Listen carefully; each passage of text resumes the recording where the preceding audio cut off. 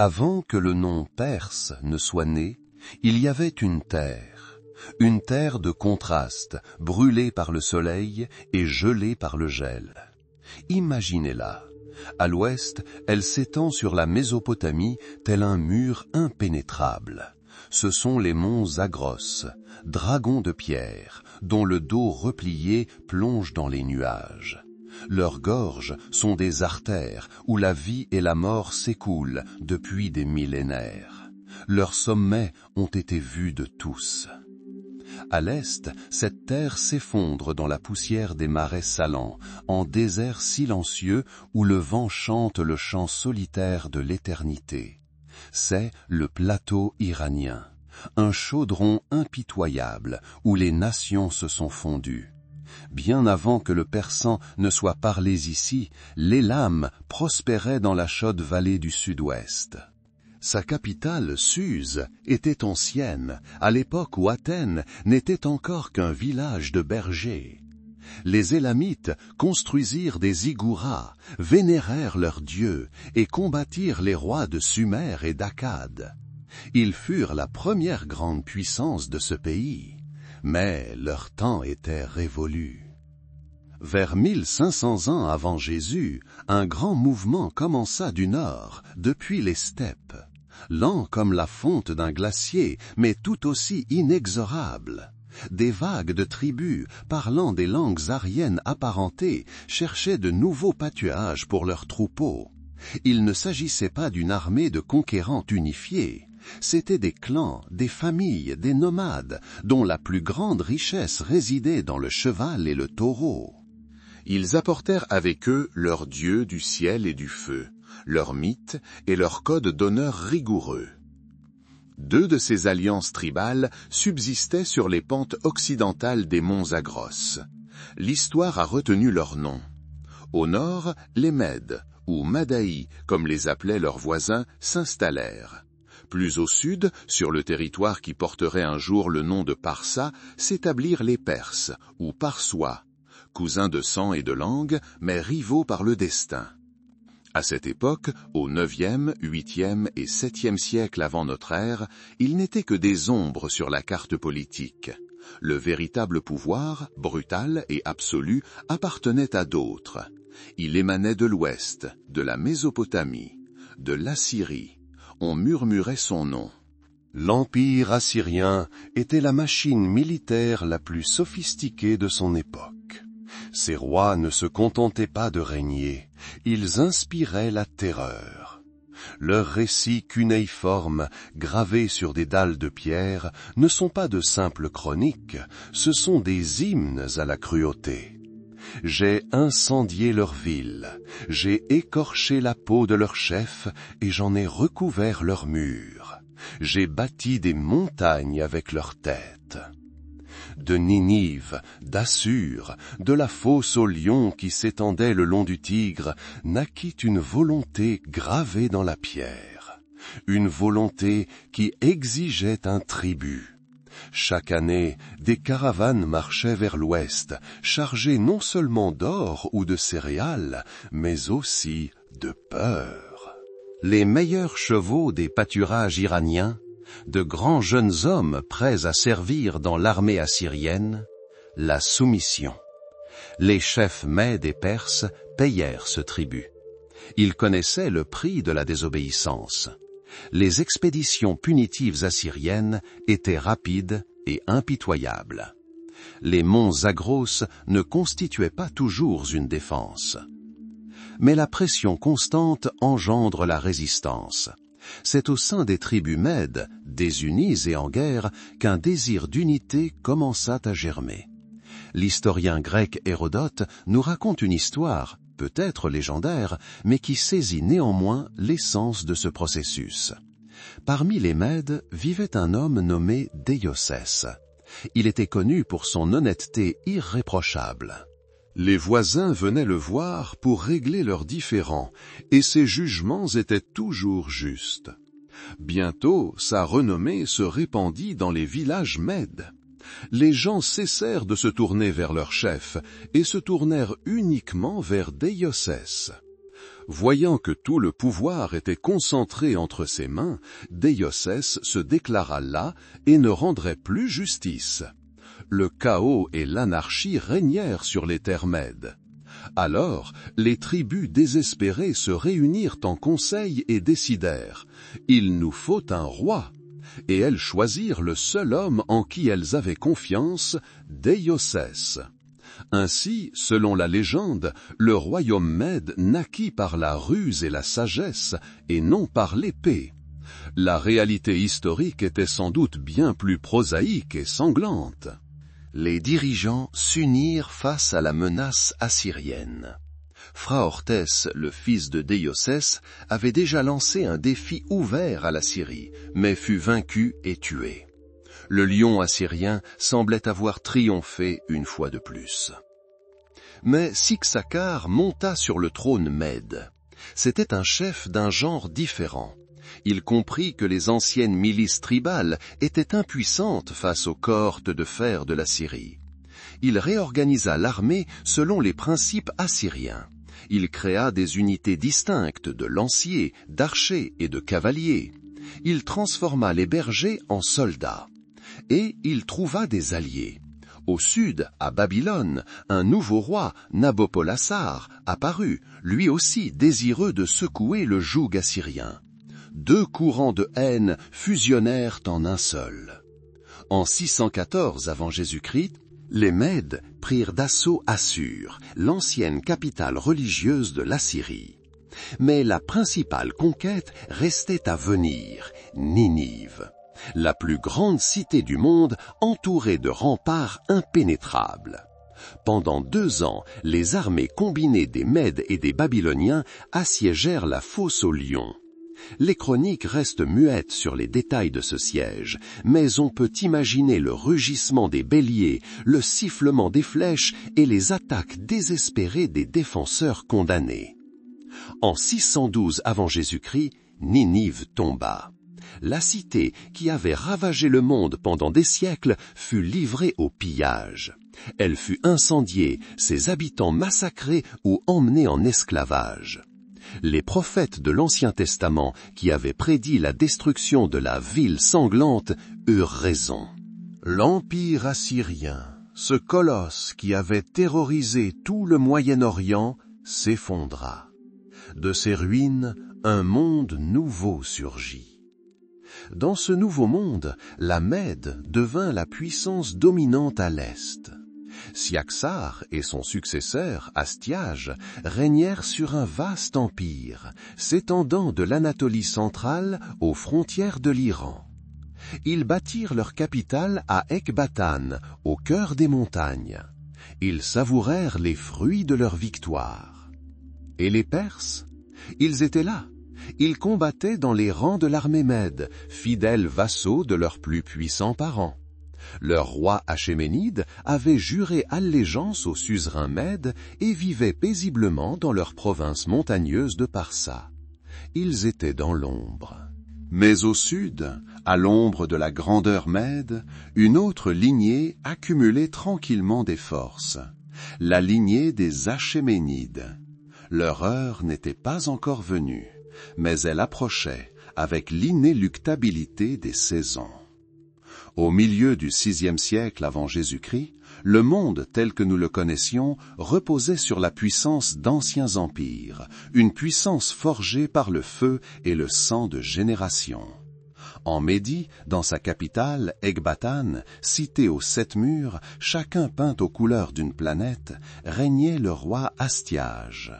Il était le chef d'une puissante confédération, le maître d'une redoutable cavalerie, et sa parole faisait loi des monts Zagros jusqu'au fleuve Alice. Mais les vieux rois ont souvent des rêves troublés. Et Astiage fit un rêve aussi froid qu'un serpent rampant sous la couverture. Il vit une vigne germer du ventre de sa fille, ses rameaux s'entrelaçant et ombrageant toute l'Asie. Les sages et magiciens qui interprétèrent les rêves étaient unanimes. Le petit-fils d'Astiage, fils de sa fille Mandane, menacerait son trône. Ce petit-fils était Cyrus, souverain d'Anchan, un royaume vassal perse dans les plaines poussiéreuses du sud. Pour Astiage, il n'était qu'un pion, un parent éloigné obligé de payer tribut et de fournir des guerriers. Mais l'étincelle de la rébellion couvait déjà. Il s'agissait de plus qu'une simple révolte d'un vassal contre un suzerain. C'était un drame familial qui se jouait sur la carte du monde antique. Grand-père contre petit-fils. L'ordre ancien contre le nouveau pouvoir. En 550 avant Jésus-C, Cyrus leva l'étendard de la rébellion. Astiage, furieux et trop sûr de lui, rassembla sa vaste armée et marcha vers le sud pour donner une leçon à l'insolent Perse. Les premières batailles furent acharnées. L'infanterie perse, inférieure en nombre et en armes, combattit jusqu'à la mort pour défendre son territoire. Mais l'événement décisif ne se produisit pas sur le champ de bataille, mais sous la tente d'un commandant mède. Il s'appelait Harpage.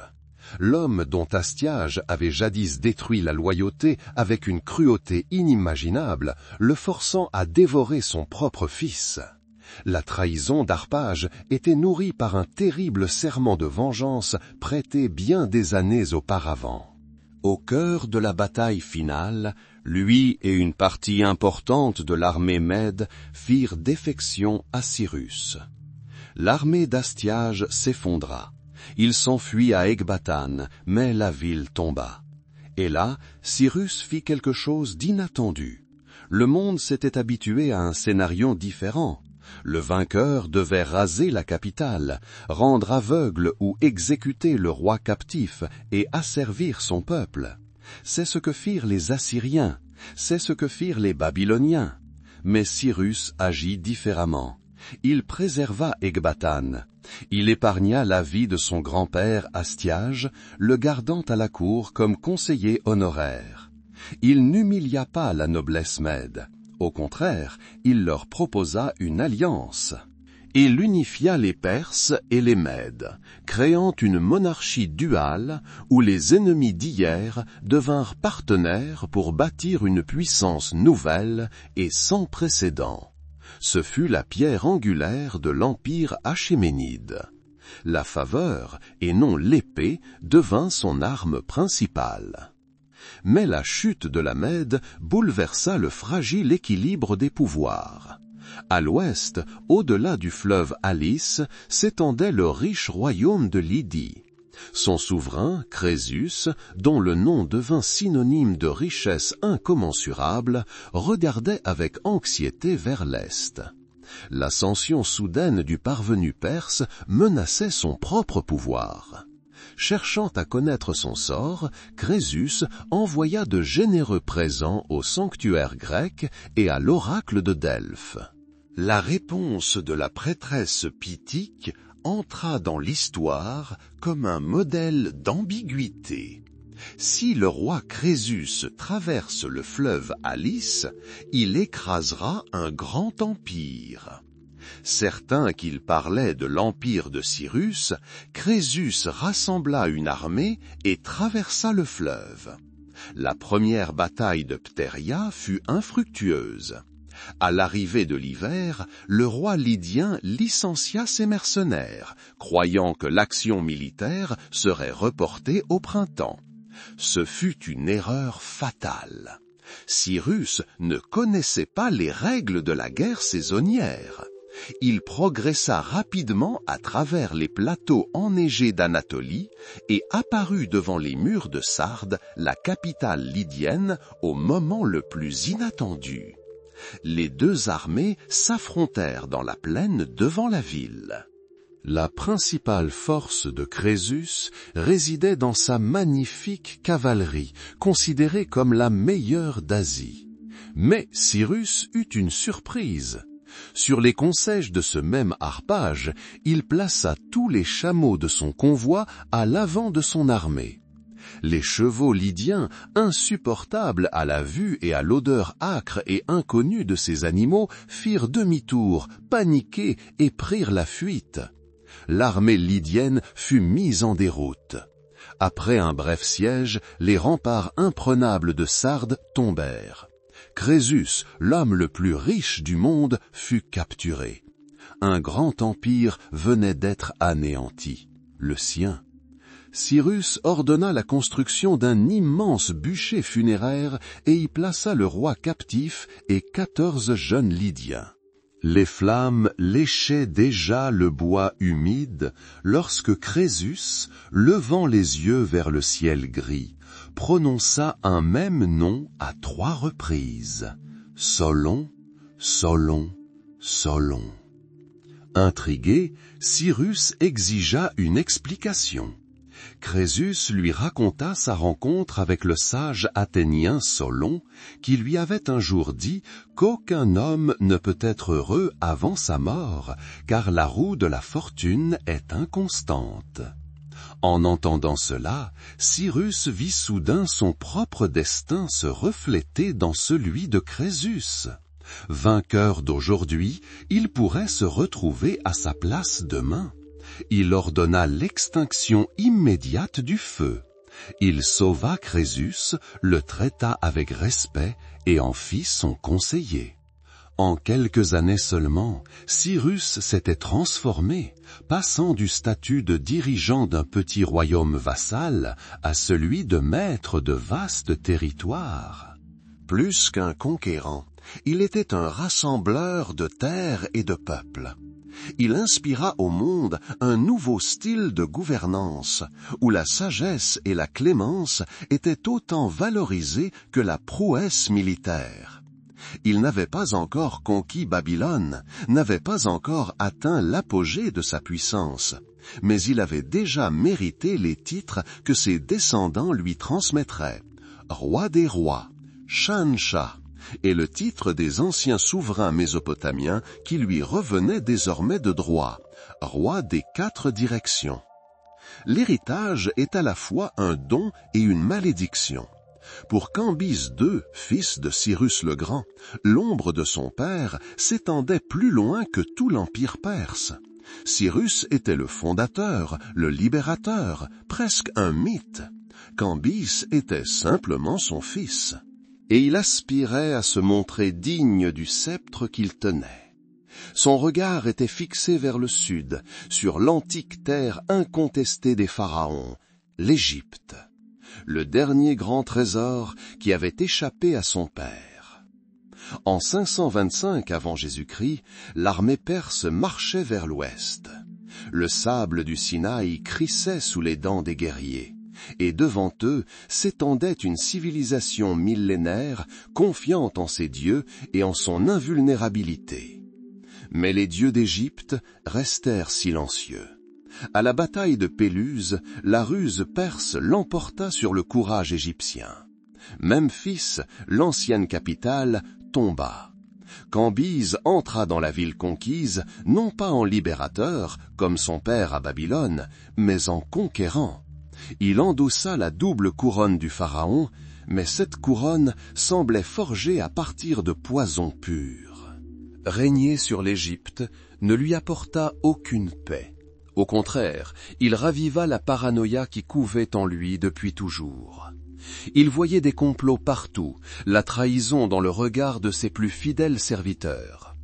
Il gouvernait non par la loi, mais par la peur. Mais son acte le plus terrible fut commis avant même qu'il ne pose le pied sur le sol égyptien, en secret, dans le plus grand secret. Cambyse avait un frère cadet, Bardia. Populaire auprès du peuple et de la noblesse, il possédait le même charisme que leur illustre père. Pour Cambyse, méfiant, cette popularité n'était pas une source de fierté, mais une menace mortelle. Avant son expédition en Égypte, il donna un ordre qui changea tout. Bardia devait mourir, discrètement, sans témoin. Les exécuteurs testamentaires firent leur devoir, et l'Empire continua de vivre, ignorant qu'un des fils de Cyrus reposait déjà dans une tombe anonyme. La vérité avait été enterrée, mais les morts reviennent parfois. Alors que Cambyse sombrait dans la folie sur les rives du Nil, la nouvelle de sa cruauté et de son absence prolongée parvint au cœur de l'Empire. Le mécontentement grandit comme la mauvaise herbe après la pluie. Et c'est à ce moment qu'apparut sur la scène historique un homme nommé Gaumata.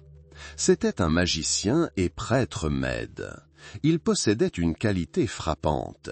Il était le portrait craché du prince Bardia assassiné. Gaumata connaissait un secret que seule une poignée de personnes à la cour connaissaient. Il savait que le véritable Bardia était mort. Et il fit un pari dont l'audace défie l'imagination. Au printemps 522 avant Jésus-C, il se présenta comme ce même Bardia, le fils de Cyrus, qui avait miraculeusement échappé aux assassins de son cruel frère. L'Empire le crut. De l'Inde à la mer Égée, villes et provinces prêtèrent allégeance à l'imposteur. Il était tout ce que Cambis n'était pas. Il abolit les impôts pendant 3 ans et mit fin aux levées militaires. Il redonna espoir au peuple.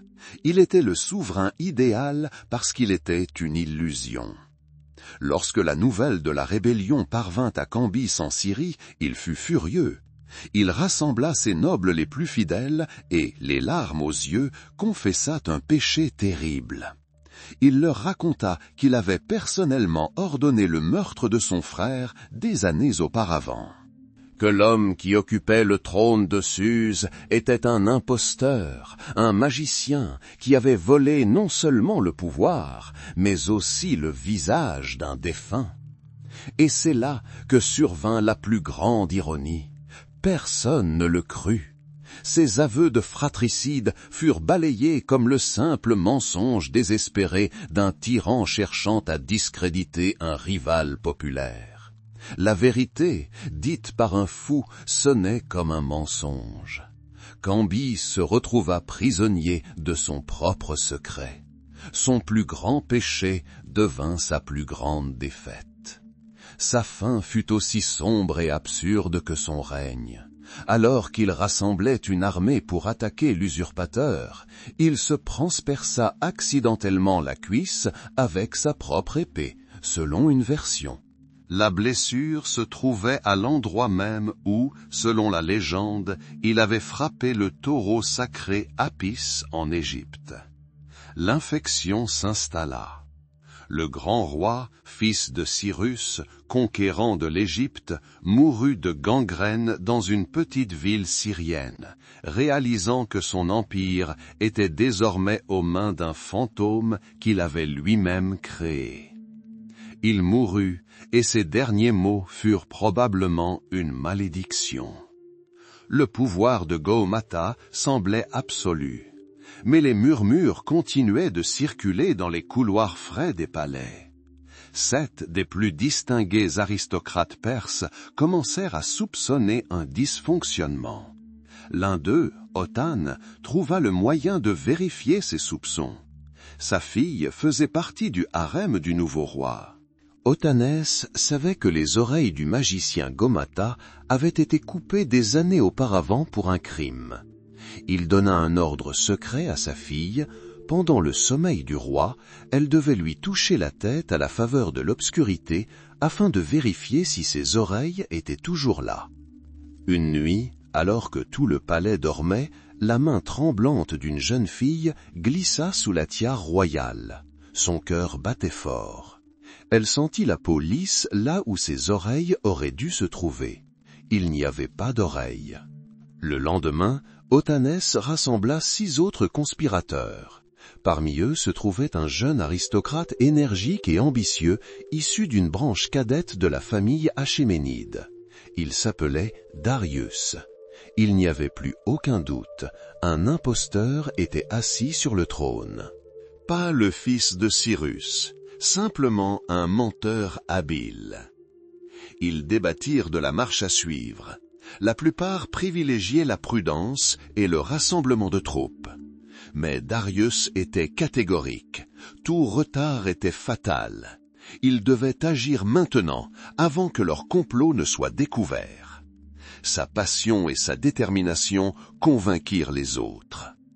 7 cavaliers, un seul but, Sous le couvert de l'obscurité, ils arrivèrent à la forteresse où Gaomata était retenu prisonnier. Profitant de leur position élevée, ils déjouèrent les gardes et s'engouffrèrent dans les salles intérieures. Un bref et furieux combat s'ensuivit. Dans la faible lumière des salles, au milieu des cris et du fracas des métaux, Darius et ses compagnons rattrapèrent l'imposteur. Un coup de lance mit fin à la plus grande tromperie de l'histoire perse. Le 29 septembre 522 avant Jésus-Christ, le règne du faux Bardia prit fin. Mais tandis que le sang se refroidissait sur le sol de pierre, les conspirateurs se trouvèrent confrontés à une réalité nouvelle, plus terrifiante encore. L'imposteur était mort, mais l'héritier légitime était mort lui aussi depuis longtemps. Le sceptre de Cyrus le Grand gisait à terre, et personne ne l'avait revendiqué de plein droit. L'Empire se retrouva sans roi. Le sang avait séché, les rébellions avaient été réprimées. Celui qui se faisait appeler Darius s'était emparé du pouvoir sur le monde. Mais s'en emparer était une chose, le conserver en était une autre. Devant lui s'étendait non pas un pays, mais un patchwork de dizaines de peuples, parlant des centaines de langues, priant des milliers de dieux. Babyloniens, Égyptiens, Grecs ioniens, Bactriens, Indiens. Comment les faire tous se percevoir comme faisant partie d'un seul et même ensemble? Comment transformer le chaos de la conquête en une structure capable de survivre à son créateur? La réponse de Darius ne fut pas criée sur le champ de bataille, elle fut gravée dans la pierre, frappée en or et déposée dans la poussière des routes. La première tâche consistait à réécrire l'histoire, ou plutôt à en créer la seule version officielle et vraie. Pour cela, Darius n'a choisi ni le parchemin, qui pourrit, ni la tablette d'argile, qui s'effrite. Il a choisi l'éternité. Dans les monts Zagros, sur la route de Babylone à Ecbatane, se dresse une falaise abrupte, le rocher de Béistoun. À 100 mètres du sol, là où aucune main humaine ne peut l'atteindre, il a ordonné à ses tailleurs de pierre d'accomplir un miracle. Année après année, sous un soleil de plomb, ils ont sculpté un panneau gigantesque dans le calcaire. Le voilà, Darius en personne, grand comme un homme, piétinant le magicien Gaomata, l'usurpateur. Derrière le magicien se tiennent les rois rebelles enchaînés, une corde au cou. Et au-dessus d'eux flotte un disque ailé, symbole du dieu suprême Ahura Mazda, qui a accordé le royaume à Darius. Mais l'image n'était pas l'essentiel, le texte, lui, l'était. La même histoire, celle de l'accession au pouvoir de Darius, était inscrite 3 fois dans les 3 langues principales de l'Empire. Le vieux persan, langue des vainqueurs, l'élamite, langue de l'ancienne bureaucratie, et l'akkadien, langue de Mésopotamie, parlée depuis des siècles dans toute l'Asie occidentale. C'était un message qu'on ne pouvait ni brûler ni ignorer. C'était une propagande à l'échelle géologique. À chaque caravane, à chaque fonctionnaire, à chaque soldat, le rocher criait silencieusement « Moi, Darius, roi des rois, souverain légitime par la volonté d'Ahura Mazda. Quiconque se rebelle contre moi, se rebelle contre un dieu. » Mais la légitimité divine seule ne suffisait pas. L'Empire avait besoin d'une ossature, d'un système nerveux et d'une circulation sanguine, et Darius le lui donna. Il divisa les vastes territoires en 20 provinces administratives, que les Grecs appelaient satrapies. Chaque satrapie était un vaste État dans l'État, avec ses propres traditions et lois. À la tête de chacune se trouvait un satrape, un gouverneur, souvent issu de la noblesse locale. Il était doté de pouvoirs considérables. Il collectait les impôts, rendait la justice et vivait dans le luxe, tel un roi. Mais son pouvoir n'était pas absolu. C'était le premier système ingénieux de frein et contrepoids. La garnison militaire de la satrapie ne rendait pas compte au satrape, mais directement à Darius. Le chef du trésor, qui collectait les impôts, ne rendait compte qu'au roi. Ainsi, le satrape ne pouvait utiliser ni son armée ni son argent pour organiser une rébellion. Et au-dessus d'eux planait une ombre invisible, un service secret connu comme les oreilles et les yeux du roi. C'étaient ces inspecteurs personnels qui parcouraient l'Empire incognito, écoutant, observant et rapportant tout. Les conversations embarrassantes sur la place publique, le luxe excessif d'un satrape, les retards de paiement des impôts. La peur d'un espion invisible était parfois plus efficace qu'une légion entière. L'Empire était imprégné d'un réseau de contrôle invisible. Pour que ce système nerveux fonctionne, il lui fallait des artères, et Darius les construisit. Il prit les anciennes routes assyriennes et les transforma en une merveille d'ingénierie, la route royale. Elle s'étendait de Sardes, sur la mer Égée, à Suse, la capitale, sur une distance de 2700 kilomètres. C'était bien plus qu'une simple piste. Tous les 25 kilomètres, il y avait une station postale avec des chevaux et des messagers frais. Le courrier royal, ayant reçu ses ordres à Suse, courait sans relâche. Arrivé à la station, il transférait sa sacoche sur un cheval frais et poursuivait son vol. L'historien Hérodote écrirait plus tard que ni la neige, ni la pluie, ni la chaleur, ni l'obscurité de la nuit ne pouvaient ralentir ses cavaliers. Le décret le plus important atteignait les confins de l'Empire en seulement 7 à 9 jours, une vitesse inimaginable dans le monde antique. Troupes, fonctionnaires et marchands empruntèrent également cette route. L'Empire rétrécit. Les distances ne sont plus une condamnation à mort. Mais que transportaient ces marchands? Comment payaient-ils leurs impôts? Darius comprit que l'unité politique ne suffisait pas. L'unité économique était nécessaire. Il introduisit la première monnaie impériale unique de l'histoire, le daric d'or, une pièce pesant 8,4 grammes d'or pur à l'effigie du roi lui-même en archer. C'était plus qu'un simple morceau de métal, c'était une garantie de qualité donnée par le roi des rois lui-même. Un marchand égyptien pouvait être sûr que son daric serait accepté sans réserve en Bactriane. Le commerce prospéra. Avec le daric, des mesures uniformes de poids et de volume furent introduites. L'Empire parlait désormais un seul langage, celui de la monnaie et des normes.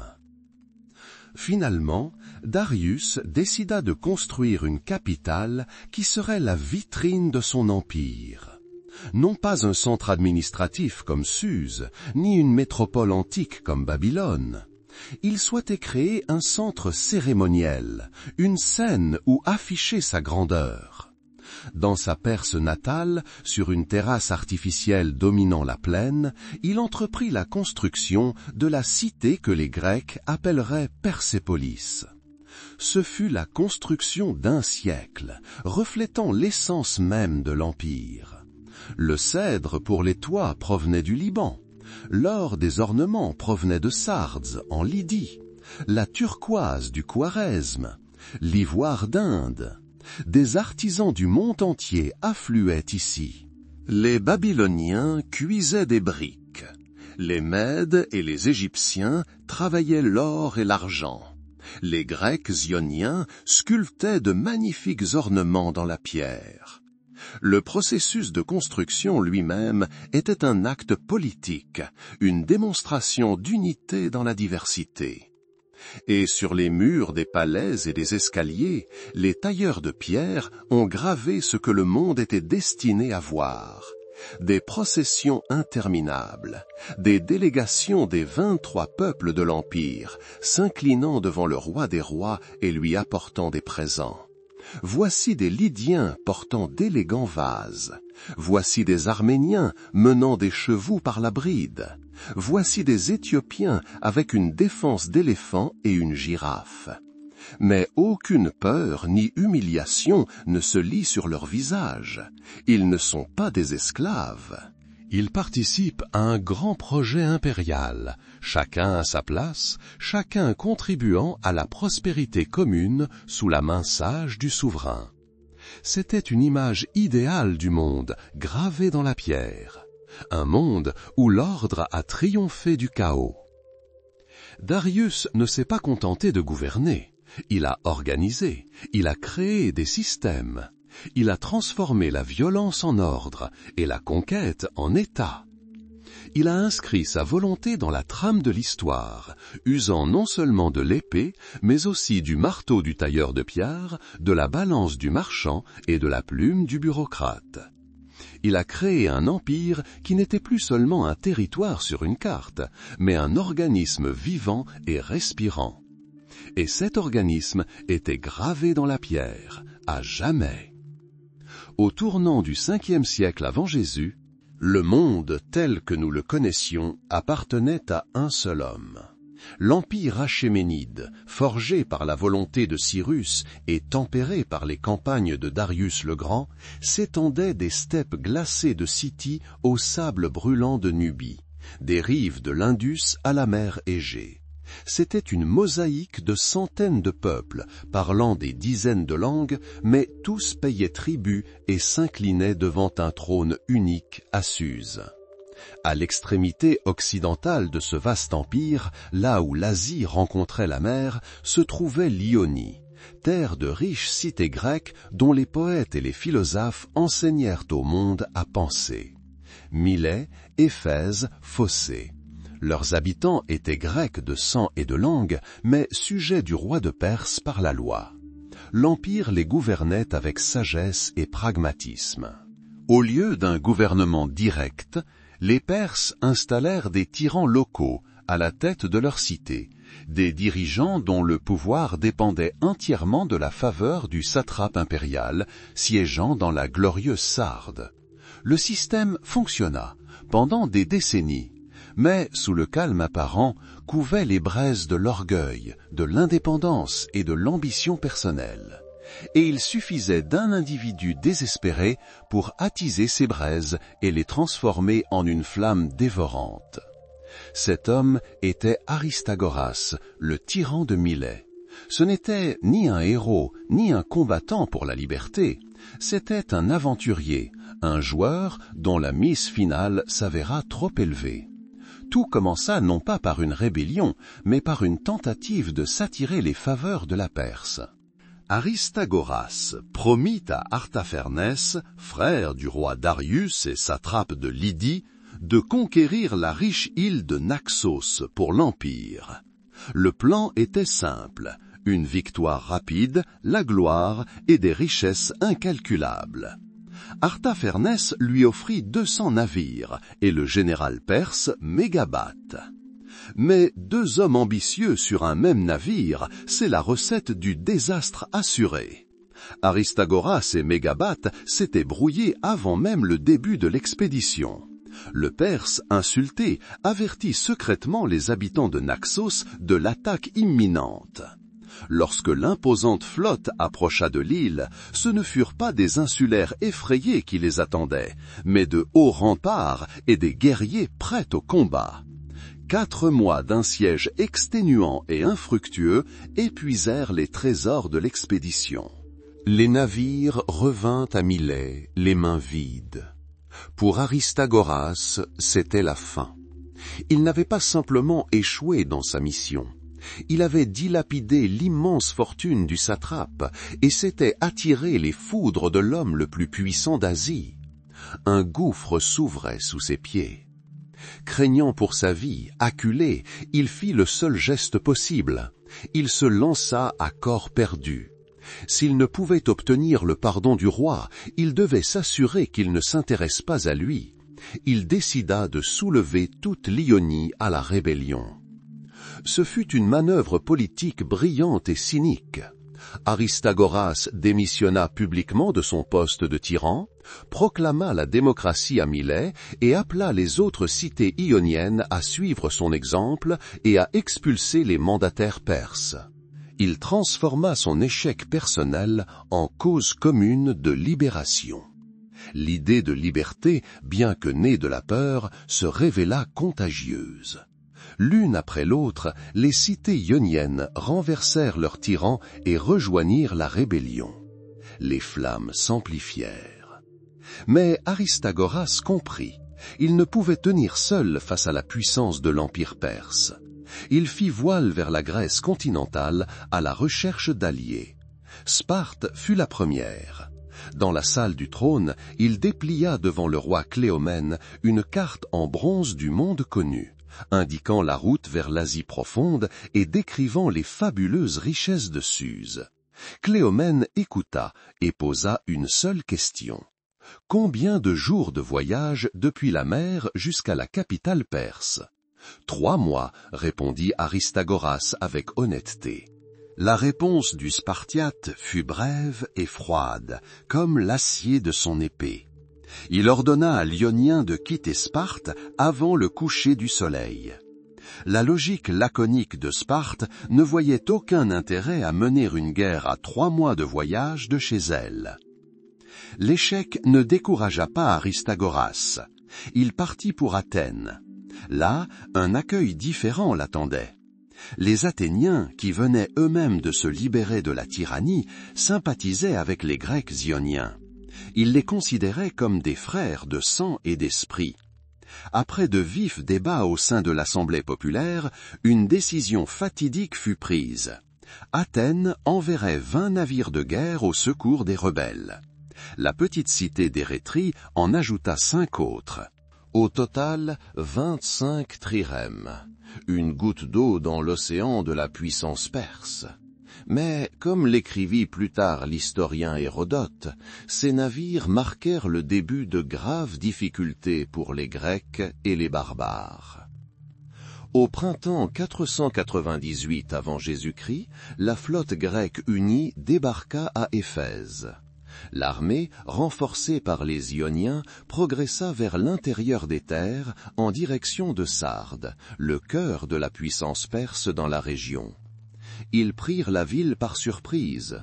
Le satrape Artapherne et une petite garnison s'étaient enfermés dans une forteresse imprenable sur l'acropole, mais la ville basse était sans défense. Les Grecs prirent d'assaut ces rues. L'un des soldats mit le feu à la chaumière la plus éloignée. Un vent sec propagea instantanément les flammes aux bâtiments en bois. Toute la ville basse, y compris l'ancien temple de la déesse locale Cybèle, fut transformée en un brasier rugissant. Ce n'était pas seulement l'incendie d'une ville, c'était un sacrilège, une insulte lancée non seulement aux satrapes, mais aussi aux dieux de ce pays. Lorsque la nouvelle de l'incendie de Sardes parvint à Darius dans son palais de Suse, le roi des rois fut furieux. Il ne demanda pas qui étaient les Ioniens. Il connaissait ces sujets rebelles. Il posa une autre question, celle qui allait changer l'histoire. « Et qui sont les Athéniens ?» lui répondit-on. Alors, selon la légende, Darius prit son arc, décocha une flèche dans le ciel et dit « Ô Dieu suprême, accorde-moi la vengeance des Athéniens ». Il ordonna à l'un de ses serviteurs de répéter la même phrase 3 fois par jour, avant chaque repas. « Seigneur, souviens-toi des Athéniens ». Une dette personnelle, née des cendres d'une cité lointaine, devint politique d'État. Il ne s'agissait plus d'une simple opération punitive aux portes de l'Empire. C'était la vendetta personnelle du souverain le plus puissant de la planète. L'immense machine militaire perse, lentement mais inexorablement, commença à se tourner vers l'ouest. Sa cible n'était plus Milet la rebelle. Sa cible était une petite cité de l'autre côté de la mer qui osait envoyer 20 navires. Une cité nommée Athènes. La vengeance est un plat qui se déguste non pas froid, mais avec un feu dévorant. un feu qui brûla 10 ans dans le cœur de Xerxès, fils de Darius. 10 ans durant, il se souvint de l'humiliation de son père, de l'écho de la honte qui lui parvenait des champs de Marathon. Et maintenant, en 480 avant Jésus, la réponse de la Perse était prête. C'était plus qu'une simple armée, c'était un continent en mouvement, un monde entier arraché à sa place par la volonté d'un seul homme. Des centaines de milliers de guerriers, l'élite de dizaines de nations, des cavaliers bactriens en peau de léopard, aux Éthiopiens aux lances brûlées par le feu. Leur marche fit trembler la terre, la poussière de leurs sandales masquait le soleil. La cible était la Grèce, Athènes, Sparte. Toutes ces minuscules cités-États rebelles qui osaient défier le souverain de l'Asie. Mais entre le grand roi et sa vengeance se dressait une barrière. Ni un mur, ni une armée ennemie, une barrière érigée par les dieux eux-mêmes. L'Hellespont. Une étroite bande d'eau où l'Europe touche presque l'Asie, où deux mers se rencontrent, la frontière éternellement agitée et capricieuse des mondes. Pour les navires, un passage. Pour une armée terrestre de la taille d'une nation entière, une barrière infranchissable. Transporter une telle armée par bateau prendrait des mois, voire des années. Ce serait un cauchemar logistique, la fragmentation d'une grande force. Non, Xerxès pensait différemment. Il ne voulait pas demander la permission à la mer. Il ne voulait pas la traverser. Il décida de la traverser à pied. L'idée était inouïe par son audace. Relier deux continents par la volonté d'un seul homme. Construire un pont sur la mer. Les meilleurs ingénieurs de l'Empire, phéniciens et égyptiens, débarquèrent. Leur plan était brillant par sa simplicité et grandiose par son exécution. Des centaines de navires, trirèmes et pentecontaires, devaient servir de support flottant. Ils étaient alignés côte à côte, la proue en amont, maintenus en place par de lourdes ancres. Puis, des cordes monstrueusement épaisses, tissées de papyrus et de lin blanc, étaient suspendues. Au-dessus des cordes, une épaisse planche de bois fut posée, recouverte de terre et compactée, la transformant en une véritable route. De hautes barrières furent érigées le long des bords pour empêcher chevaux et bêtes de somme de voir l'eau et d'être effrayés. C'était une prouesse d'ingénierie, une route flottante au-dessus des vagues. Les travaux battaient leur plein. Le grincement des treuils, les cris des contremaîtres, le martèlement de milliers de marteaux, tout cela se mêlait à un hymne à la volonté humaine. Et maintenant, le pont était achevé. Deux continents, séparés depuis des siècles, étaient réunis. Mais l'Hellespont, cet antique dieu de la mer, ne tolère pas que les mortels y participent. Avant que les Perses puissent célébrer leur victoire, le ciel s'assombrit. Une tempête souffla du nord. Le vent hurla comme une bête blessée, soulevant des vagues jusqu'aux cieux. La mer bouillonnait. Elle déchira et secoua la création humaine, projetant les énormes navires comme des éclats. Des cordages capables de supporter le poids d'une armée entière se brisèrent dans un craquement assourdissant. Des ancres furent arrachées du fond marin. En une nuit, il ne resta que des fragments de la plus grande structure de l'époque, projetés par les vagues sur le rivage asiatique, comme pour se moquer de l'orgueil du roi. L'armée observa, horrifiée par la superstition. C'était un signe des dieux, un signe que la campagne était vouée à l'échec. Tout autre souverain aurait battu en retraite, mais Xerxès avait du sang achéménide dans les veines.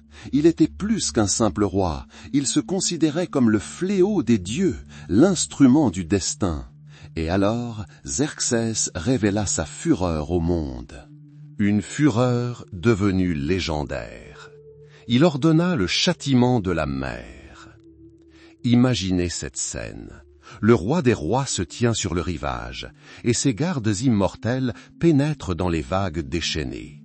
Sur l'ordre de Xerxès, il commence à fouetter l'eau. 300 coups. Chaque coup est un défi lancé aux éléments, un défi lancé à Poséidon lui-même. Les bourreaux plongent des tisons rouges dans l'eau, le sifflement du métal se mêlant au rugissement des vagues. Et par-dessus tout, la voix d'un héros retentit, prononçant la malédiction de Xerxès sur la mer. Ô amère, notre Seigneur t'inflige ce châtiment parce que tu l'as insulté sans subir aucune offense de sa part. Le roi Xerxès te frappera, que tu le veuilles ou non. De droit, nul homme n'offre de sacrifice, car tu es un ruisseau boueux et salé. Le roi tourna alors sa colère contre le peuple. Les ingénieurs qui construisirent le premier pont furent décapités. Ce n'était pas un simple accès de folie, c'était un acte de pouvoir absolu, un théâtre politique d'une puissance incroyable.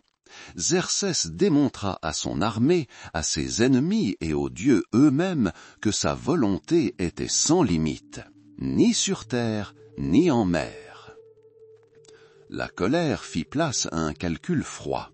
De nouveaux ingénieurs arrivèrent, tirant les leçons des erreurs de leurs prédécesseurs.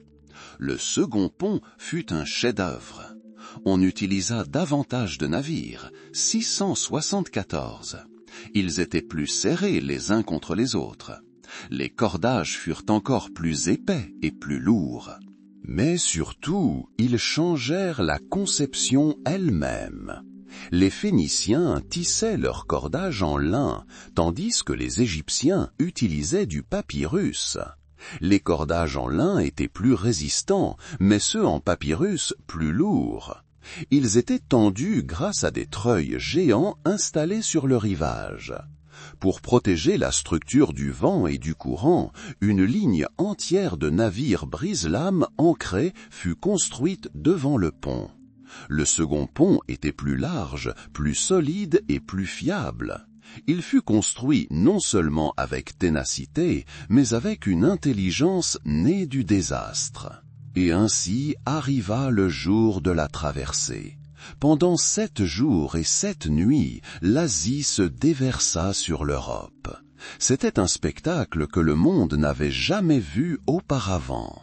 À l'aube du premier jour, Xerxès versa une libation dans la mer depuis une coupe d'or, la jetant dans les flots avec un gobelet d'or et une épée perse, un hommage et un ultime avertissement aux éléments domptés.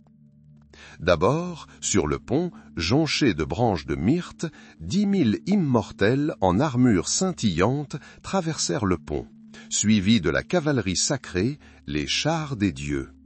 Puis vint le flot incessant des hommes, le craquement du bois sous les pieds de centaines de milliers de guerriers, le hennissement des chevaux, le grondement des charrettes, le bourdonnement polyglotte. Cette symphonie d'invasion ne cessa jamais. Jour et nuit, jour et nuit. Un flot incessant de boucliers, de lances et de bannières. Xerxès lui-même, assis sur un trône de marbre, perché sur une colline, observait. On dit qu'il pleura, non pas par joie, mais par la pensée que dans 100 ans, aucun de ces puissants guerriers ne restera en vie. Lorsque le dernier convoi quitta la côte asiatique, le pont sur la mer des dieux resta debout. Une cicatrice sur le front de l'Hellespont, un monument à la volonté humaine poussée à ses limites. L'armée était en Europe, il n'y avait pas de retour en arrière possible. La Grèce était devant nous, les Thermopyles nous attendaient. Imaginez un continent soudé par des fils invisibles, non seulement conquis, mais organisé, non seulement soumis, mais gouverné. Une fois le rugissement de la bataille apaisé et la poussière retombée sur les champs de bataille, de l'Indus à la mer Égée, l'Empire perse se trouva confronté à une tâche bien plus ardue que la victoire, maintenir la paix. L'Empire achéménide n'était pas seulement un territoire, c'était un système, un organisme vivant dont la santé dépendait de la vitesse à laquelle le sang circulait dans ses artères, et la voie royale devint son artère principale. 2690 kilomètres de pierre et de terre compactées, du chef-lieu de Suse à la frontière occidentale de Sardes. 90 jours de voyage pour une simple caravane transportant de l'or lydien ou des textiles babyloniens. Mais pour la parole royale, le temps s'écoulait différemment. Tout au long de la route, à une journée de cheval, se succédaient des stations. 111 stations, chacune avec des chevaux frais et des messagers prêts à monter. C'était le système Angarion, le système nerveux de l'Empire. Le décret royal, scellé dans un tube de cuir, quittait la capitale sans interruption. Les messagers se succédaient, se transmettant le message comme un bâton. Rien au monde n'allait plus vite que ces messagers, écrivait un historien grec profondément ému. Ni la neige, ni la pluie, ni la chaleur, ni l'obscurité ne pouvaient ralentir leur rythme prescrit. Un ordre de mobilisation, un rapport de conspiration, un rapport de collecte d'impôts, tout cela parvenait à destination en 7-9 jours au plus. Une rapidité inimaginable dans le monde antique. Une rapidité qui transformait des territoires disparates en un tout unifié. Le roi de Persépolis était au courant des troubles en Égypte avant même que quiconque dans la cité égyptienne voisine n'ait eu le temps de les apprendre. C'était un pouvoir fondé sur l'information. Mais les routes ne sont que des vaisseaux. Pour contrôler ce corps gigantesque, un squelette était nécessaire. Et Darius le Grand, brillant administrateur, le créa. Il divisa le vaste empire en 20 satrapies. Chacune était un ancien royaume, avec ses traditions, ses langues et ses dieux. Babylone, l'Égypte, la Bactrienne, l'Ionie. Darius ne chercha pas à transformer tout le monde en Perse. Il agit avec plus de sagesse. Il les laissa rester eux-mêmes. À la tête de chaque satrapie se trouvait un satrape, un gouverneur, souvent issu de la noblesse locale. Gouverneur civil, son pouvoir était immense, mais non absolu.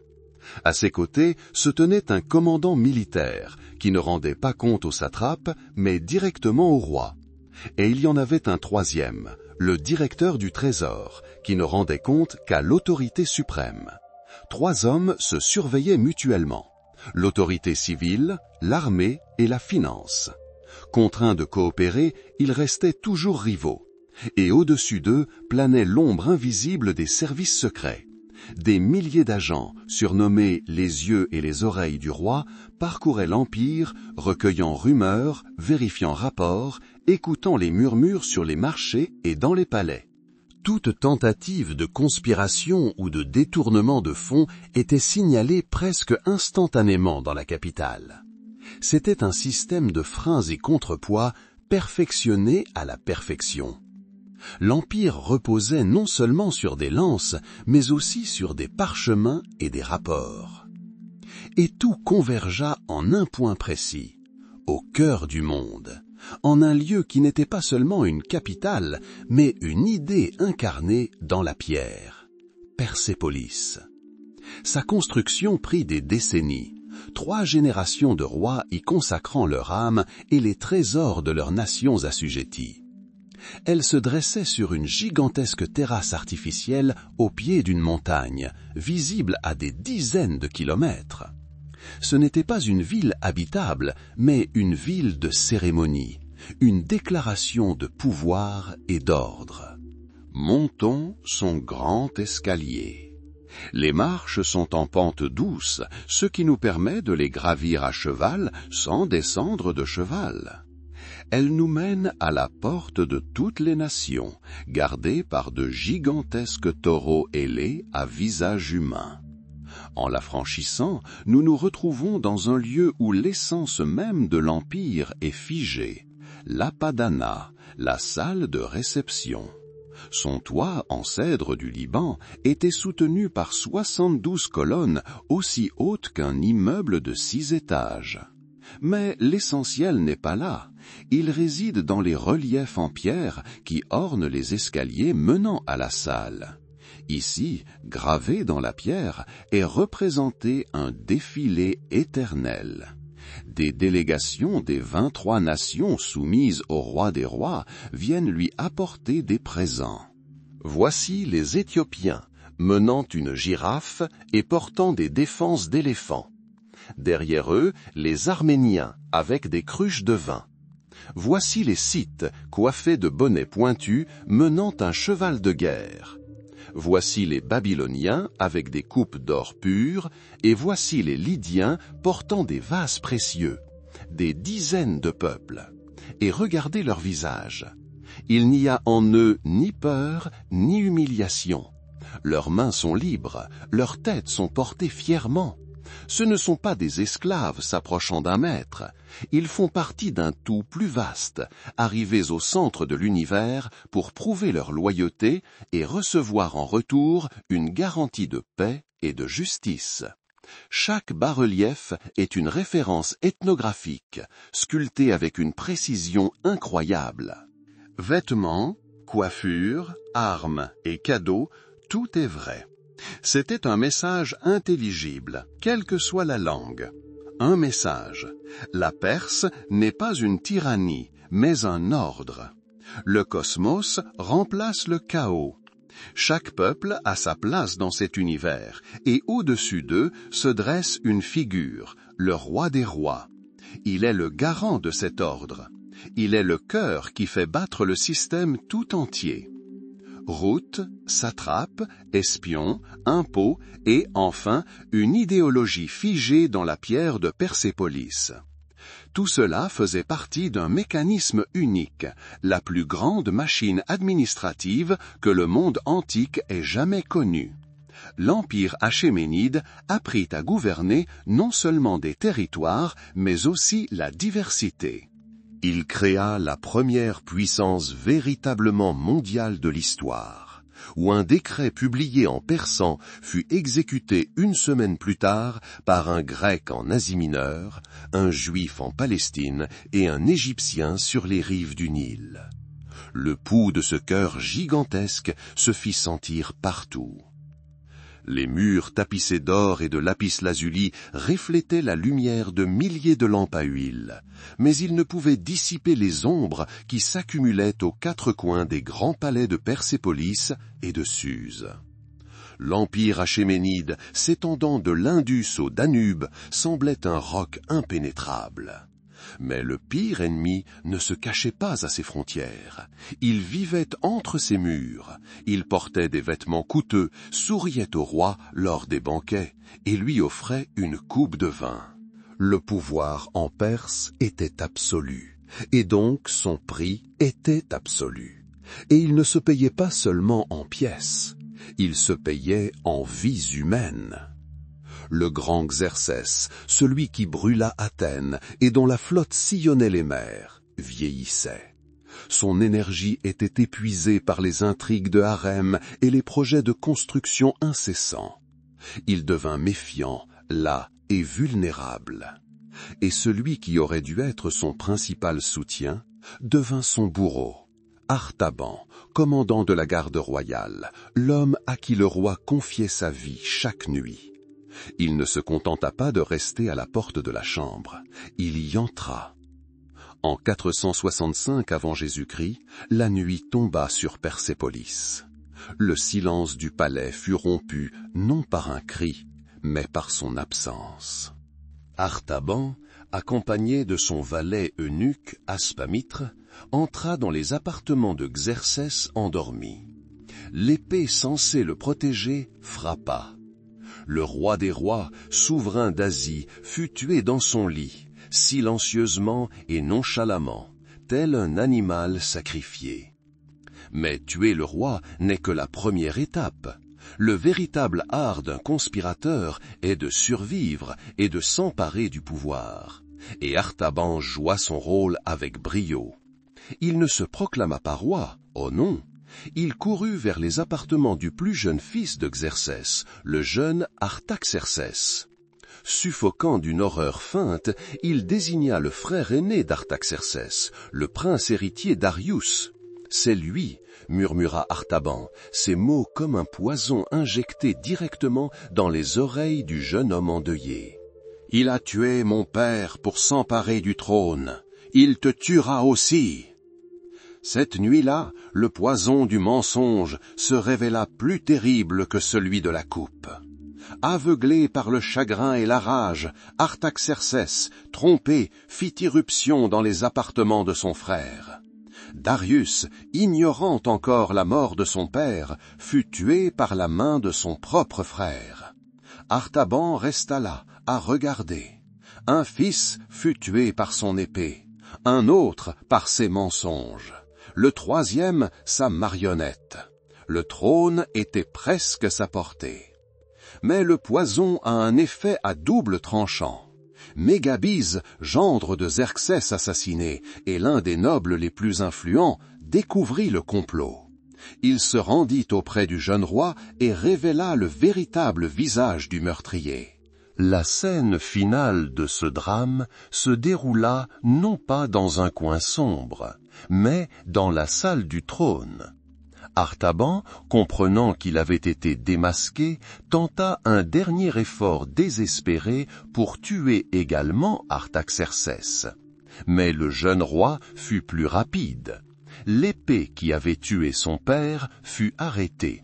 Le traître tomba au pied du trône qu'il convoitait tant. Artaxerxès Ier monta sur le trône, enjambant les corps de son père et de son frère. Le coup d'État du palais était consommé. Mais il laissa derrière lui un héritage invisible, la peur. La paranoïa était omniprésente à la cour. Chaque coupe de vin semblait désormais une menace. Chaque cuisinier pouvait être engagé par l'ennemi.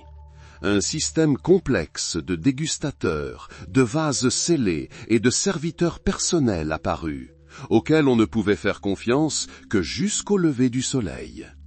La confiance, pilier fondamental de tout pouvoir, était empoisonnée. Et ce poison continua de circuler dans mes veines de l'Empire pendant plus de 100 ans. Il s'accumula, se concentrant toujours plus, jusqu'à donner naissance au monstre le plus parfait des intrigues de palais. Il s'appelait Bagos. Bagos était un eunuque. Il n'avait aucun droit au trône, aucun pouvoir pour fonder une dynastie. Il ne possédait que son intelligence, sa cruauté et sa position aux côtés du roi Artaxerxès III, surnommé Ocus. Ensemble, ils menèrent une purge sanglante, massacrant des dizaines de princes et prétendants potentiels. Bagoas était l'ombre du roi, son épée secrète et son apothicaire.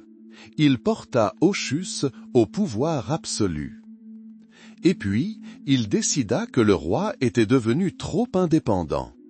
En 338 avant Jésus-Christ, Artaxerxès III, l'un des derniers grands et cruels souverains de Perse, mourut subitement. Aucune cause officielle ne fut donnée, mais toute la cour le savait. Bagoas s'était lassé de son maître. Il avait non seulement empoisonné le roi, mais, selon certaines sources, avait donné son corps à manger aux chats et ordonné que ses os de cuisse soient transformés en poignées d'épée. Ce n'était pas seulement des représailles, c'était un rituel d'humiliation totale. Bagoas plaça le plus jeune fils d'Ochus, Arcès, sur le trône, un jeune homme obéissant, une marionnette. Mais même les marionnettes affichent parfois des signes d'orgueil. Lorsqu'Arcès tenta de se débarrasser de son tout-puissant protecteur, Bagoas agissait préventivement.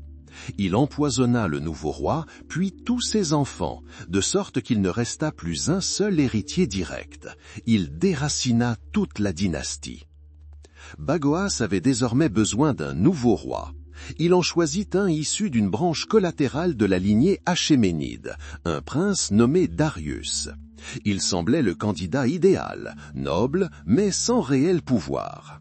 Bagoas le plaça sur le trône, espérant une gratitude et une obéissance éternelle.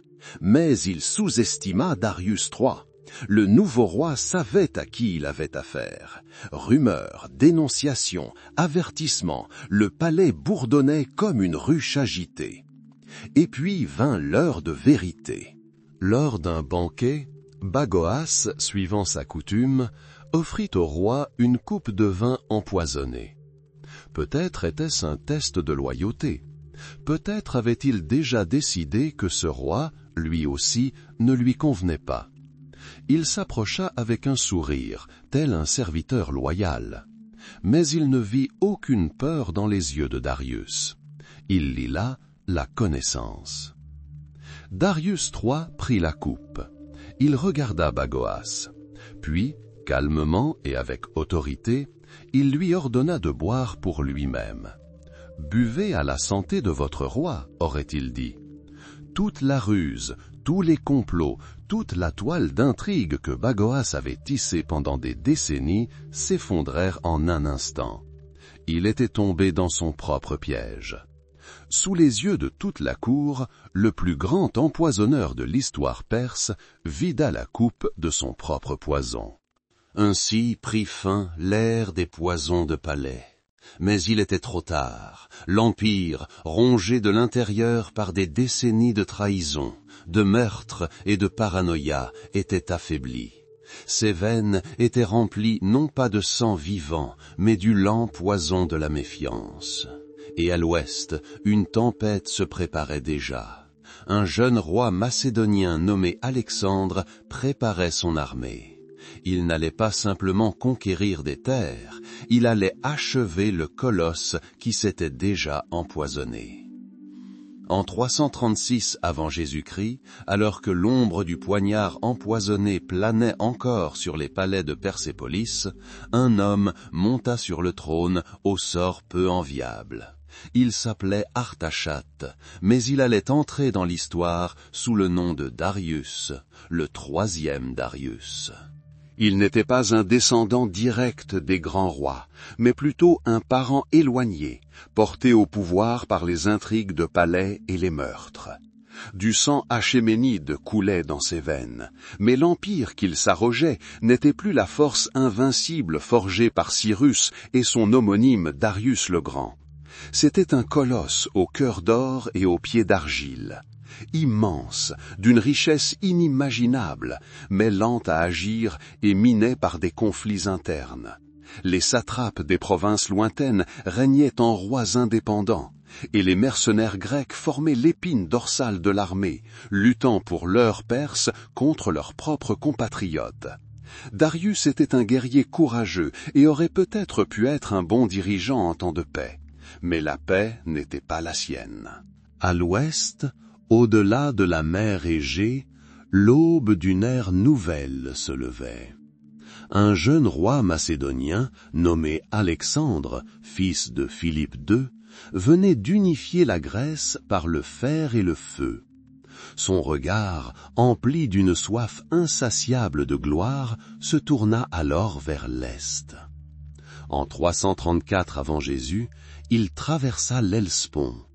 Avec lui, une armée insignifiante comparée aux innombrables armées de Perse, quelques 40 000 fantassins et 5 000 cavaliers. Mais c'était plus qu'une simple armée. C'était une machine mortelle, perfectionnée au fil des générations de guerre, mue par le génie. La première rencontre eut lieu sur le Granique. Les satrapes perses, confiants dans leur supériorité, occupaient un poste d'observation sur la rive haute. Ils se moquèrent de l'audace des Macédoniens. Leur commandant, le mercenaire grec Memnon de Rhodes, les supplia de ne pas engager le combat, mais de battre en retraite, incendiant le pays et privant l'ennemi de provisions. Ils l'ignorèrent. La noblesse perse avait soif de gloire. Alexandre, défiant toute sagesse militaire, mena personnellement sa cavalerie dans un assaut frontal à travers le fleuve, sous une pluie de flèches et de javelots. Il fit ses dents au cœur de la bataille, son casque brisé, sa vie ne tenant qu'à un fil. Cet assaut, cette fureur d'un jeune roi combattant comme un simple guerrier, stupéfia les Perses. Leur ligne fut brisée. L'Asie mineure, joyau de l'Empire, fut perdue dans un bref et sanglant affrontement. La nouvelle de la défaite parvint à Darius. Il comprit l'ampleur de la menace. Il allait désormais mener l'armée lui-même. Il rassemblerait des forces jamais vues auparavant. 1 an plus tard, en 333 avant Jésus-Christ, les deux armées se rencontrèrent à nouveau, sur l'étroite plaine côtière près de la cité d'Issos. Darius emmena avec lui, selon diverses estimations, au moins 100 000 guerriers. Il était accompagné de toute sa cour, de son harem, de sa mère Sisygorbe, de son épouse Statéra et de ses enfants. Il partit au combat sur un char de guerre colossal, orné d'or et d'ivoire, persuadé que la simple vue de sa majesté royale mettrait l'ennemi en déroute. Mais il commit une erreur fatale. L'étroitesse du champ de bataille le priva de son plus grand avantage, la supériorité numérique. Son armée massive ne put se déployer. Alexandre vit une fois de plus sa cible. Ni les flancs perses, ni le centre. La cible, c'était Darius lui-même. La cavalerie macédonienne, les compagnons, fonça sur les rangs perses comme un coin, coupant un couloir sanglant jusqu'au char royal. La bataille fit rage autour de Darius. Ses gardes du corps immortels tombèrent les uns après les autres, défendant leur maître. L'espace d'un instant, les regards des deux rois se croisèrent à travers la poussière et le cliquetis de l'acier. Alexandre ne vit pas devant lui un symbole de puissance, mais un homme mortel. Darius lut l'inexorable destin dans les yeux du Macédonien, et son courage céda. Il fit demi-tour et s'enfuit. Il quitta le champ de bataille, abandonnant son armée, sa bannière, sa famille. L'armée, voyant le roi fuir, se désintégra en une foule indisciplinée. La victoire d'Alexandre était totale. Le camp perse tout entier, d'innombrables trésors et surtout la famille du roi des rois tombèrent entre ses mains. Depuis son refuge, Darius, humilié, envoya une lettre à Alexandre. Il lui offrait la paix. Il offrait une énorme rançon pour sa famille, toutes les terres à l'ouest de l'Euphrate et la main de sa fille. En réalité, il proposait de partager le monde. Parménion, le sage et vieux général d'Alexandre, dit à son roi, « Si j'étais Alexandre, j'accepterais cette offre. » À quoi Alexandre répondit par une phrase restée dans l'histoire, « Moi aussi, si j'étais Parménion. » Il ne voulait pas la moitié de l'Empire, il le voulait tout entier. Le pari final fut lancé 2 ans plus tard, en 331 avant Jésus. Dans une vaste plaine près du village de Gogamel, non loin des ruines de l'antique Ninive. Cette fois, Darius était prêt. Il choisit l'endroit idéal et fit niveler le terrain pour ses chars de guerre à essieux fossiles. Il rassembla une armée supérieure à tout ce qu'il avait jamais vu. Éléphants d'Inde, cavalerie de Bactrienne et de Scythie, infanterie venue des 4 coins de son vaste empire. La poussière soulevée par des centaines de milliers de pieds et de sabots obscurcissait le soleil de midi, transformant le jour en un crépuscule cramoisi. La terre elle-même semblait trembler sous le poids de cette armée. Alexandre employa une manœuvre brillante et risquée. Il déplaça son aile droite non pas vers l'avant, mais en biais vers la droite, étirant le front perse. Darius, craignant d'être encerclé, lança sa meilleure cavalerie à sa poursuite. Une brèche s'ouvrit dans la ligne perse. Et c'est dans cette brèche même, qu'Alexandre, à la tête de ses hétaïres, frappa. Comme à Issos, sa cible était un seul homme. De nouveau, une course désespérée vers le char royal. Et de nouveau, Darius ne put résister. Pour la 3e fois, le roi des rois tourna le dos à son armée. Sa fuite devint le signal d'une défaite générale. La bataille de Gogamel se transforma en massacre. L'empire achéménide, qui avait résisté pendant plus de 2 siècles, s'effondra en un seul jour. Babylone et Suse ouvrirent leurs portes sans combattre. Persépolis, le cœur de l'empire, fut pillé et incendié. Darius lui-même devint un fugitif dans son propre pays. Ses satrapes ne lui obéissaient plus, et ses anciens alliés se retournèrent contre lui. Il se précipita vers l'est, vers les lointaines provinces de Bactriane et de Sogdiane, espérant lever une nouvelle armée. Mais son heure était venue.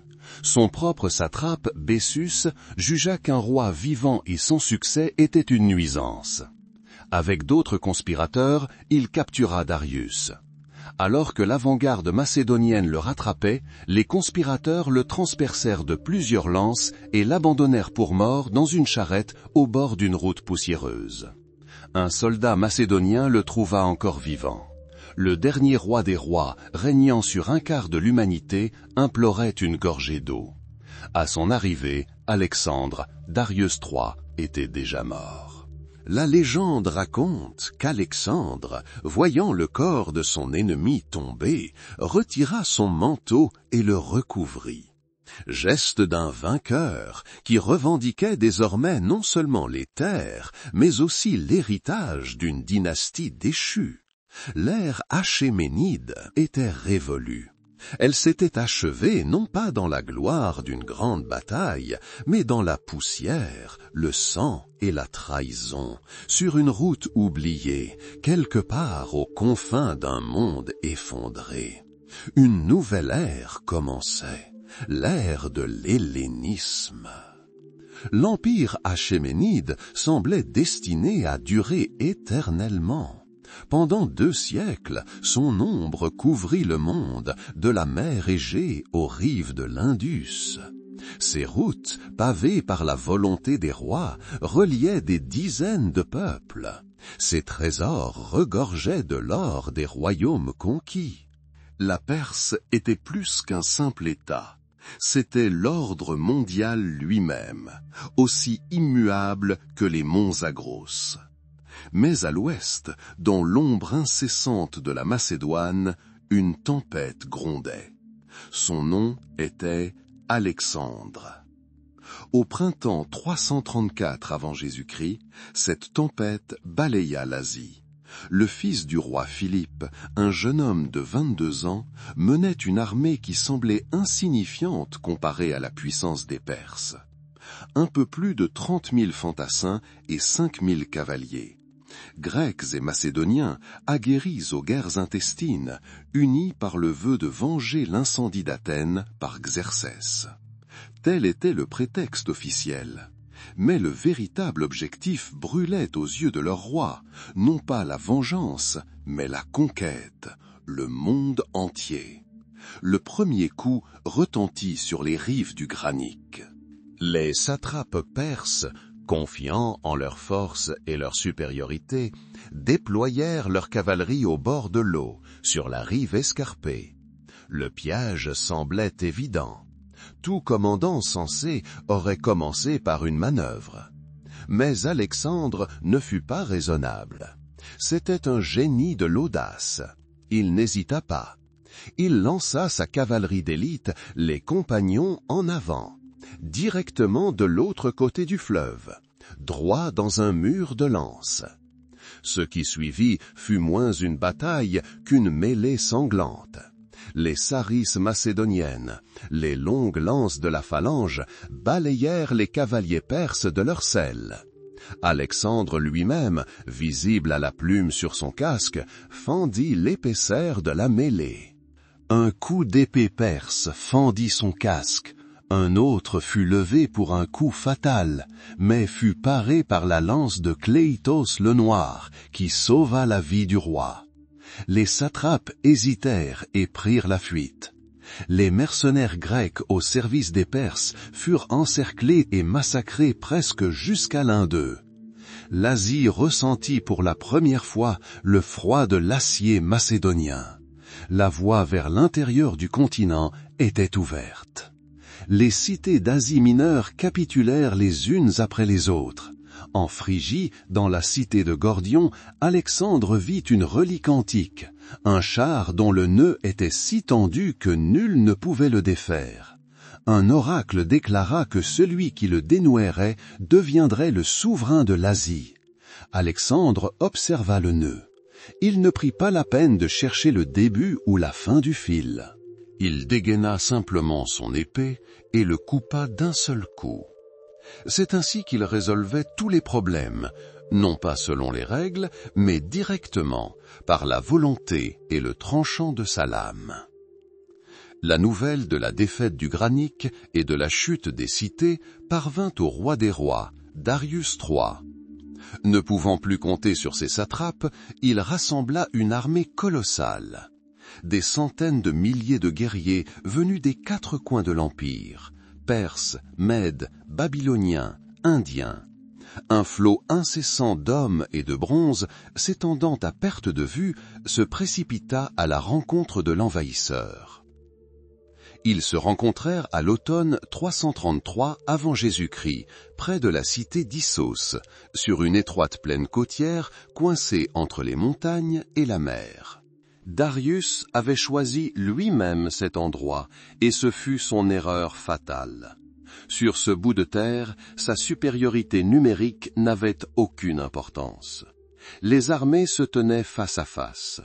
Au centre de la ligne perse, sur un char rutilant entouré de 10 000 immortels, se tenait Darius lui-même. Une fois de plus, Alexandre accomplit l'impossible. Il mena sa cavalerie dans une charge désespérée, suicidaire. Mais non pas sur le flanc, comme le dictait la tactique, mais droit au centre. Se taillant un couloir sanglant à travers les rangs de la noblesse perse, il fonçait vers un seul but, le char de Darius. Le roi des rois vit les lances se précipiter sur lui et le regard égaré du roi macédonien. Et il céda. Darius fit demi-tour et s'enfuit du champ de bataille. Son armée le vit fuir. Et ce qui avait été une armée se transforma en une foule paniquée. La victoire macédonienne était totale. Tout le camp perse, le trésor et, surtout, la famille de Darius, sa mère, sa femme et ses enfants tombèrent aux mains d'Alexandre. Il les traita avec une magnanimité royale, surprenant ennemis comme alliés. Mais il refusa les propositions de paix de Darius en fuite. Il ne voulait pas d'un morceau de l'Empire, il voulait l'Empire tout entier. Pendant les 2 années qui suivirent, il ne poursuivit pas Darius. Méthodiquement, tel un tailleur de pierre, il tailla la Perse morceau par morceau. Il assiégea et captura des cités côtières imprenables comme Tyr, privant les Perses de leur marine.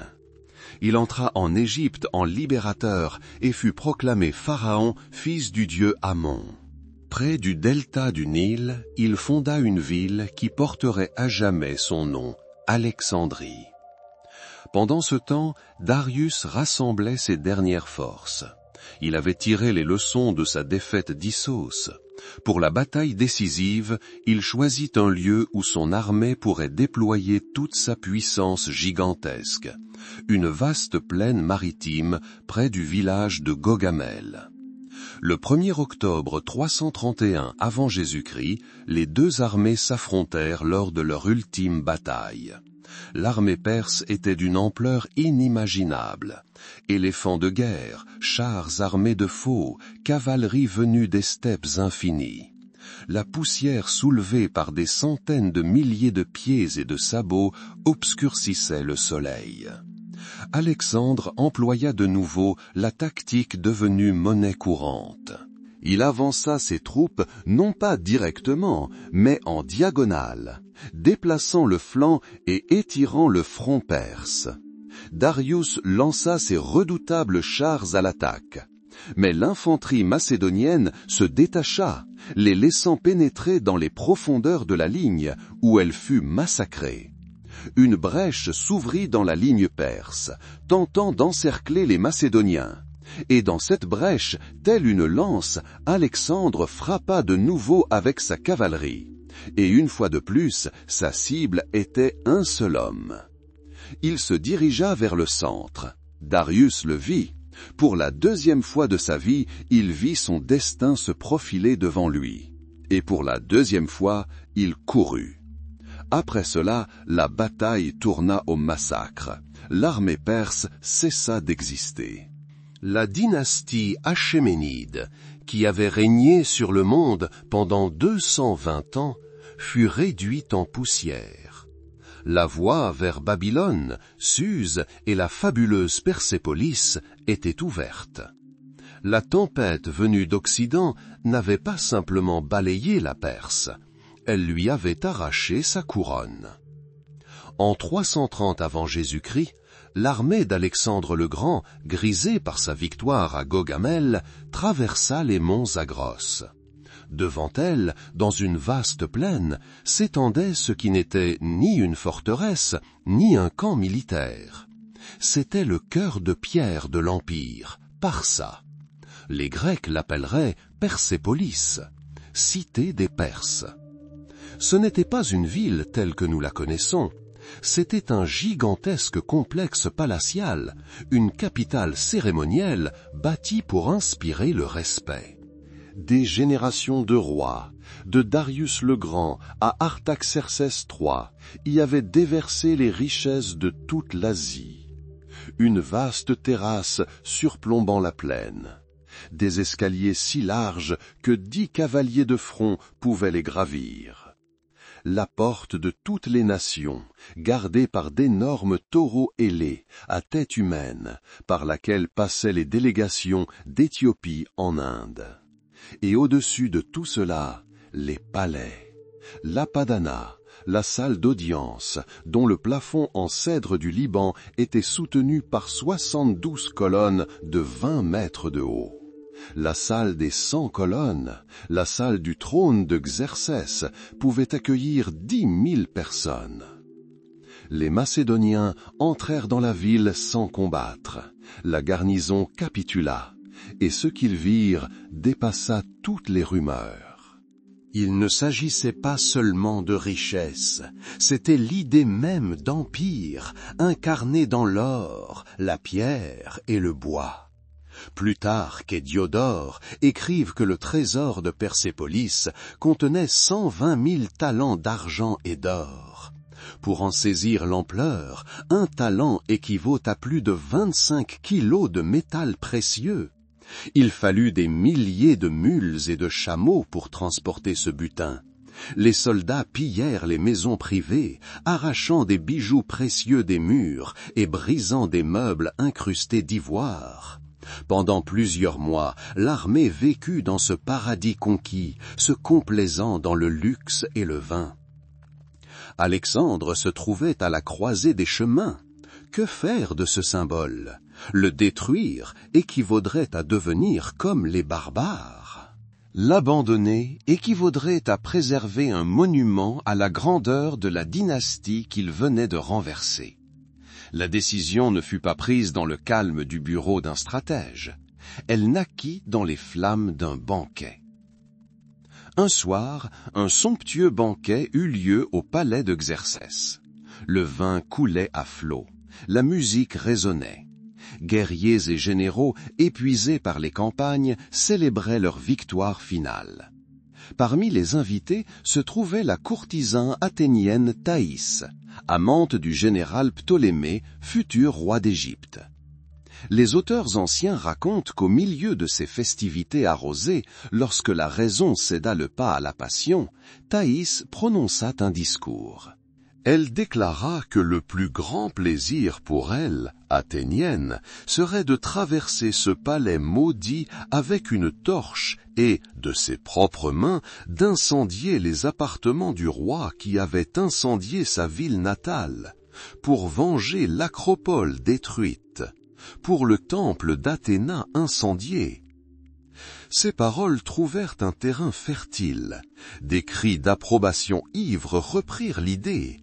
Quelqu'un s'écria que seul Alexandre était digne de mener cette marche vengeresse. L'idée, née du vin, se transforma en une impulsion irrépressible. Alexandre lui-même, jeune, fougueux, peut-être un peu trop ivre, succomba à l'envie. Il sauta de table, couronne sur la tête et torche à la main, et mena le cortège bruyant. Ils traversèrent les salles obscures où, peu de temps auparavant, le sort du monde s'était décidé. Des torches éclairaient l'obscurité, révélant des bas-reliefs représentant la majesté des rois perses. La première, dit-on, à lancer sa torche fut la courtisane athénienne Thaïs, directement dans les appartements de Xerxès. Ce même Xerxès qui avait ordonné l'incendie d'Athènes 150 ans plus tôt. Et après elle, Alexandre lui-même. Le cèdre du Liban séché, imprégné d'huile, s'enflamma instantanément. Les flammes s'élevèrent jusqu'au plafond sculpté. Tapisseries et tapis provenant de tout l'Empire alimentèrent les flammes. Les poutres des colonnades se fissurèrent et s'effondrèrent, entraînant avec elles des tonnes de blocs de pierre. Les plaques d'or et d'argent des murs fondirent, coulant le long des bas-reliefs en torrents de métal précieux. Ce qui avait pris des décennies à construire fut condamné en une seule nuit. L'incendie fut si intense que les murs de calcaire des palais furent décolorés à jamais, et que la pierre se fissura sous l'effet de la chaleur insupportable. Lorsque le soleil matinal illumina les ruines fumantes, la stupeur ivre s'apaisa. Alexandre, comme l'écrivent les historiens, regretta ses actes. Il comprit ce qu'il avait fait. Il avait détruit plus qu'une simple capitale ennemie. Il avait brûlé une œuvre d'art, une merveille du monde, qui lui revenait désormais de droit. Ce n'était pas le geste d'un roi libérateur, mais celui d'un vandale. Un acte de vengeance symbolique qui entraîna une perte irréparable pour le monde entier. Persépolis ne fut jamais reconstruite. Ses colonnes calcinées et ses pierres en fusion demeuraient debout sous le ciel perse, tel un monument éternel. Un monument non seulement à la grandeur passée des Achéménides, mais aussi à cette nuit terrible où un homme, debout au sommet du monde, céda à sa rage et brûla le cœur de son nouvel empire. Les cendres de Persépolis devinrent le bûcher funéraire du grand empire perse, et la fumée de ce bûcher changea l'histoire à jamais. Lorsque la dernière salle de Persépolis brûla, lorsque la fumée se dissipa des ruines, révélant des colonnes noircies s'élevant vers le ciel silencieux, on aurait pu croire que tout était fini. En 330 avant Jésus, la phalange macédonienne écrasa le colosse.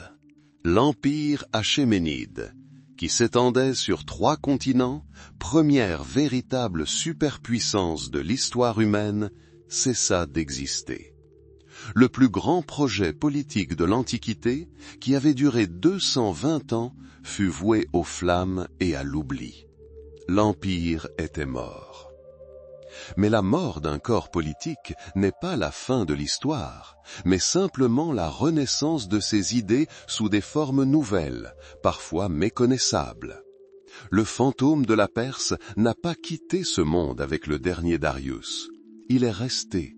Il s'est tissé dans la trame même des époques suivantes, devenant un écho immortel qui résonne encore aujourd'hui. Écoutez, on entend d'abord des échos dans la pierre et la poussière. Alexandre, le conquérant, devint l'héritier réticent. Il conserva le système perse des satrapies, car il ne trouvait rien de plus efficace pour gouverner de vastes territoires. Ces généraux, les diadoques, se partagèrent le butin et fondèrent leurs royaumes hellénistiques sur les fondations perses. Les Séleucides, qui régnaient au cœur de l'ancien empire, frappèrent monnaie, percevèrent les impôts et administrèrent les provinces selon les modèles établis sous Cyrus et Darius. L'ADN administratif de l'Empire survécut à ses créateurs. Et les routes. La grande route royale, qui s'étendait sur 2500 km de Suse à Sardes, n'était pas envahie par l'herbe. Ces pierres polies continuaient de servir. Les courriers séleucides galopaient dessus, tout comme les légions parthes, et plus tard les Romains aux frontières orientales. Ces artères, tracées par les ingénieurs perses, continuèrent de faire circuler non seulement des troupes, mais aussi des marchandises, des idées et des cultures pendant des siècles. La soie de Chine rencontrait le verre méditerranéen sur les marchés qui surgissaient le long de la route perse. L'écho de la Perse résonnait dans le grincement des roues des caravanes marchandes. Mais il existe un écho bien plus profond que les routes et les frontières provinciales. C'est l'écho des idées. Au cœur même de la pensée perse se trouvaient les enseignements du prophète Zoroastre. Le zoroastrisme, avec son éternel combat entre le bien et le mal, la lumière et les ténèbres. Avec sa croyance en Ahura Mazda, le Dieu sage unique, en la venue du Sauveur, au jugement dernier et à la résurrection des morts. Ces concepts, nés dans les steppes iraniennes, ne se limitèrent pas aux frontières de l'Empire. À travers l'exil des Juifs à Babylone, grâce aux échanges culturels en Asie mineure, ils imprégnèrent les croyances de leurs voisins. Idées de paradis et d'enfer, d'anges et de démons, de la bataille finale décisive entre les forces de la vérité et du mensonge. Ils entreprirent un long voyage, laissant une marque indélébile sur le judaïsme, le christianisme et l'islam.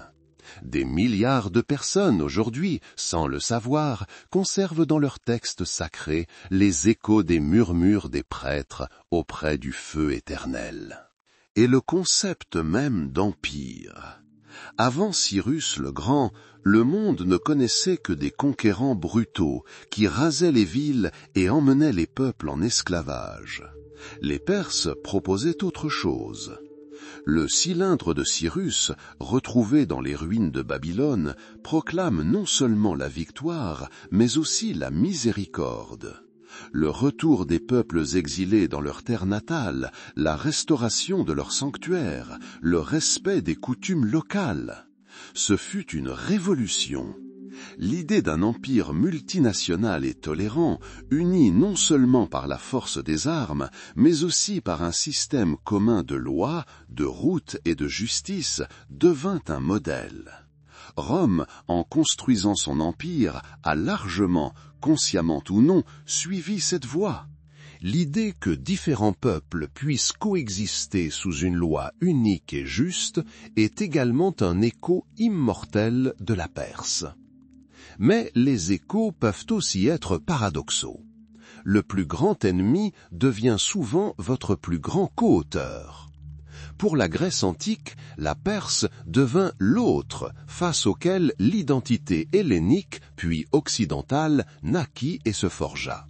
Dans les flammes de la bataille de Marathon, dans les gorges des Thermopyles, dans le rugissement des trières à Salamine, les Grecs se reconnurent comme un tout. Échille écrivit ces Perses, créant l'image d'un ennemi efféminé, despotique, barbare. Hérodote, le père de l'histoire, fit des guerres médiques l'intrigue centrale de son œuvre, établissant la dichotomie Occident libre contre Orient despotique comme fondement de la pensée européenne. Ce cadre, cette optique, née il y a 2500 ans, s'est révélé incroyablement résistant. Pendant des siècles, l'Occident s'est défini en se regardant dans un miroir qui reflétait l'image de la Perse qu'il avait créée. L'Empire périt, mais l'esprit perse demeura intact. 5 siècles après Alexandre, alors que la puissance hellénique s'affaiblissait, une nouvelle puissance émergea sur le plateau iranien, les Sassanides. Et ils ne se considéraient pas comme de nouveaux dirigeants, ils se proclamèrent héritiers légitimes des Achéménides. Ils rétablirent le titre de Shahanshah, roi des rois. Ils ravivèrent le zoroastrisme comme religion d'État. Ils contemplèrent les bas-reliefs de Nakhcherustam, où Darius et Xerxès étaient enterrés, et gravaient les leurs à leur côté, se liant d'un lien indéfectible à leur grand passé. Le rêve de gloire perse ne s'éteignit pas dans les incendies de Persépolis. Il couva simplement sous les cendres pour être ravivé. Pendant 4 siècles encore, l'Iran sassanide allait être le principal rival de Rome, puis de Byzance, prouvant qu'un écho peut prendre chair et sang. L'empire achéménide a disparu de la carte politique. Ses villes sont devenues des sites archéologiques. Sa langue a été réduite au silence. Mais son héritage s'est dissous dans l'océan mondial de l'histoire, modifiant à jamais sa composition chimique. Il réside dans nos notions du bien et du mal, dans la structure des États modernes, dans les voies de communication, dans notre division même du monde entre Orient et Occident. L'écho immortel de la Perse n'a pas besoin d'être cherché dans les salles des musées, sous la froide lueur des vitres. Il est partout. Il ne crie pas sur les podiums. Il murmure au plus profond de notre civilisation. Et ce murmure est immortel.